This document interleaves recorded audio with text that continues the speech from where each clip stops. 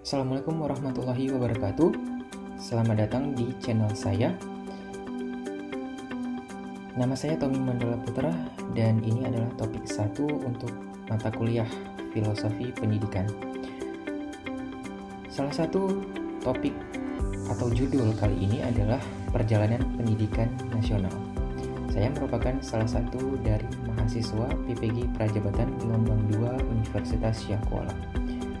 Oke, kita langsung saja menyaksikan pemaparan saya mengenai perjalanan pendidikan nasional. Selamat menyaksikan. Baiklah, selamat datang dan semoga perjalanannya menyenangkan. Kita akan menaiki bis kuning yang kali ini akan memandu rekan-rekan sekalian dalam perjalanan menelusuri perjalanan pendidikan nasional kita.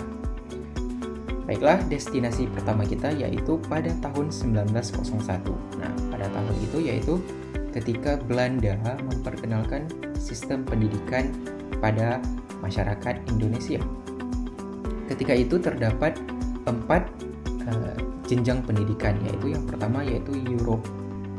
Nah, ini diperuntukkan untuk khusus bagi bangsa atau orang-orang Eropa yang ada di Indonesia. Kemudian ya ada HIS atau setingkat dengan sekolah dasar. Nah, ini diperuntukkan untuk kaum pribumi, seperti rakyat Indonesia. Kemudian MULO, yaitu tingkatan di sekolah menengah pertama. Nah, ini juga diperuntukkan untuk ada yang sebagian untuk kalangan Indonesia dan juga tapi kebanyakan untuk bangsa Belanda itu sendiri. Sama juga dengan AMS pada tingkatan sekolah menengah atas. Terjadi diskriminasi ya, memang. Kemudian kita berangkat ke perhentian yang kedua, yaitu pada tahun 1942 hingga 1945. Saya yakin rekan sudah bisa memahami kalau ini merupakan waktu di mana Jepang menjajah bangsa kita. Pada saat itu Jepang mengubah semua sistem yang diterapkan oleh bangsa Belanda.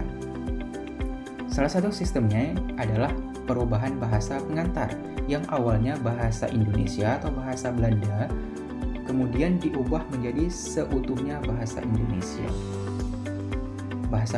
Penggunaan bahasa Belanda tidak diizinkan. Kemudian banyak sekolah yang tutup karena kebanyakan dari guru-guru diminta untuk menjadi pekerja romusha, dan juga dijadikan sebagai alat untuk mensukseskan propaganda Jepang yang pada kala itu Jepang bermaksud atau memiliki hasrat untuk menaklukkan seluruh Asia. Oke. Jadi guru pada saat itu tidak diizinkan untuk mengajar. Justru yang mengajar adalah orang-orang yang tidak berpendidikan. Jadi semuanya kacau. Kemudian pada 1947, nah ini perhentian selanjutnya yaitu setelah kita merdeka. Nah, di sini dibentuk pembentukan penyelidik pengajaran. Nah, terdapat 52 orang tokoh-tokoh nasional kita yang berkontribusi besar dalam menyusun bagaimana sistem pendidikan kita selanjutnya. Nah, di antara keputusan yang mereka buat adalah minimal pendidikan 10 tahun untuk warga negara Indonesia. Dan juga pada saat itu dasar pendidikan berlandaskan pada demokrasi, kemerdekaan, dan keadilan sosial. Nah, pada saat itu sudah terdapat jenjang pendidikan yaitu SD, SMP, SMA, hingga perguruan tinggi. Nah, ada hal yang menarik di sini yaitu mereka memutuskan bahwa ada beberapa tokoh yang bisa atau bermaksud untuk disekolahkan ke luar negeri. Nah, jadi di sini dimulai adanya tokoh yang kuliah di luar negeri untuk bisa memajukan sistem pendidikan kita. Oke, kemudian kita berangkat ke perubahan kurikulum. Nah, dari tahun 1947 hingga tahun 2000 terdapat banyak perubahan kurikulum, yaitu pada masa Orde Lama, Orde Baru, dan Reformasi.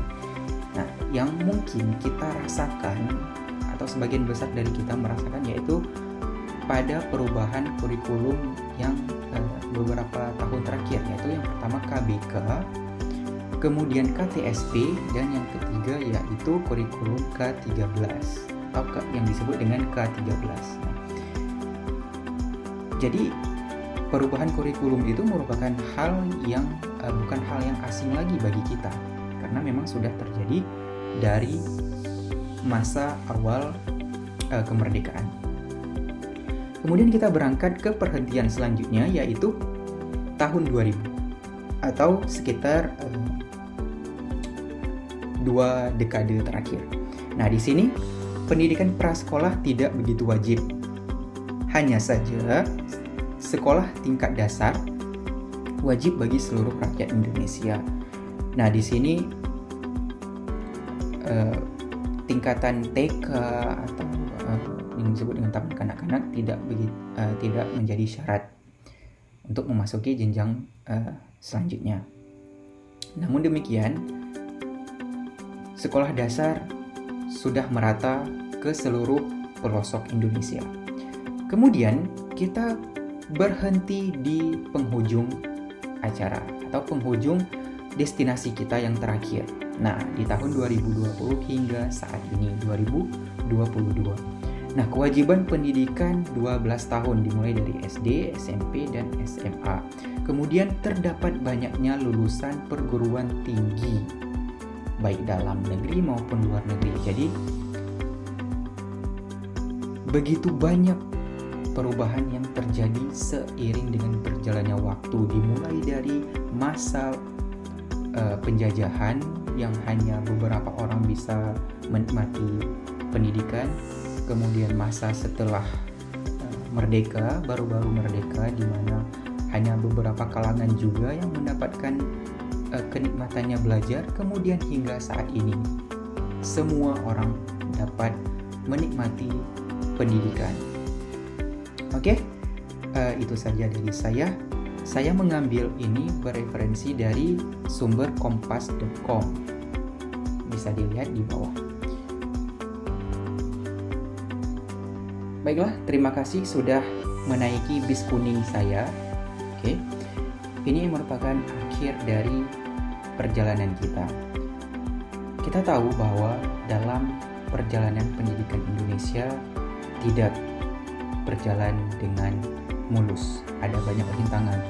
Dan perjuangan para tokoh-tokoh pendidikan kita itu sangat besar harganya, sehingga kita bisa menikmati nikmatnya pendidikan. Kita tentunya berharap peserta didik kita kelak nanti dapat menghargai bagaimana susahnya perjuangan tokoh dalam memperjuangkan pendidikan nasional kita. Itu saja dari saya. Terima kasih sudah menyaksikan.